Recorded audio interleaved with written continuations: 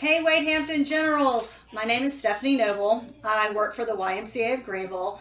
My specific role is Executive Director of the YMCA Judson Community Center.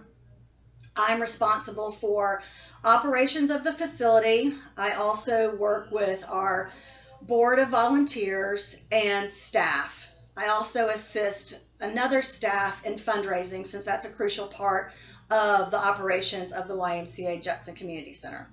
And I am here with Brian Vest. He is our district exec, and he's going to tell you a little bit about his responsibilities. Hey, how you doing, guys? I am Brian Vest. I get to serve this organization as the district exec for the Kane-Halter YMCA as well as the Verde YMCA. So kind of the traditional facility model for those two locations, or one of them. The other one's more of a smaller storefront fitness center. And I've been here in Greenville for a little over 6 months, but have spent most of my time with the Y over the last 15 years. We'll get to that in a minute. My job, very similar to Stephanie's, deals a lot with donors and board members and volunteers, as well as kind of the day-to-day operations of our fitness and youth development programs here at Kane-Halter and at Verde. So kind of a different take, but same scope of work in terms of the way that we're engaging with folks on a daily basis.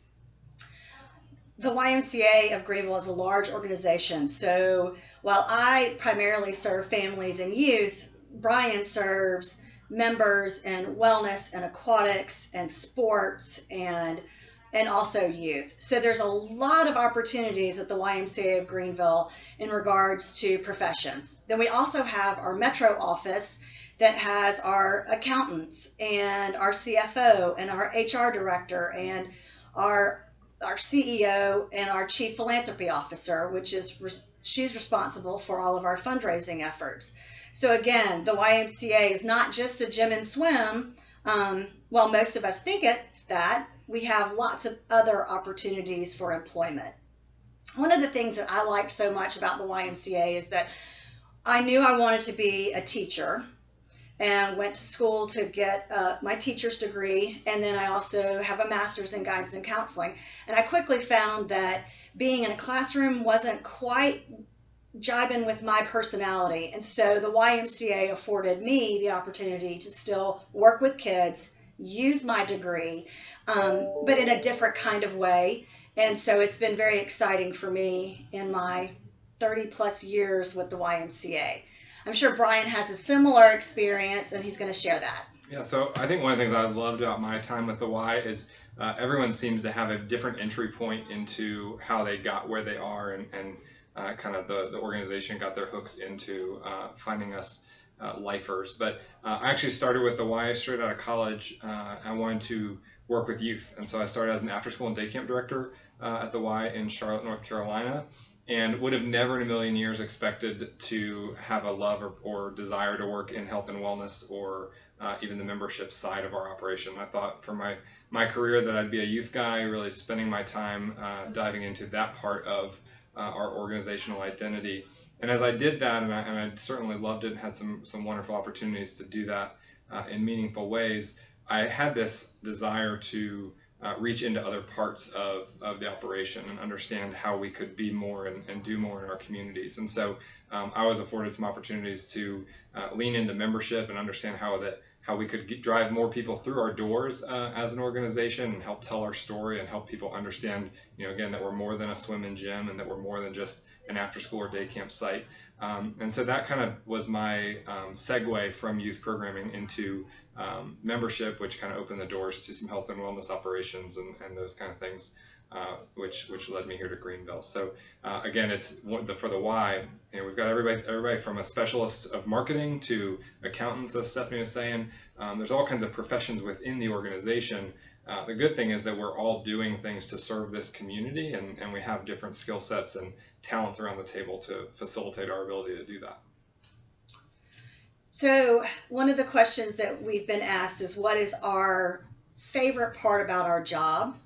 And I think Brian would probably agree with me, is that we get to make a difference in people's lives every single day. Sometimes it's a tiny difference of just remembering a person's name and welcoming welcoming them through our doors, or making huge differences of people losing a lot of weight and their health journey is a success, or kids learning how to swim.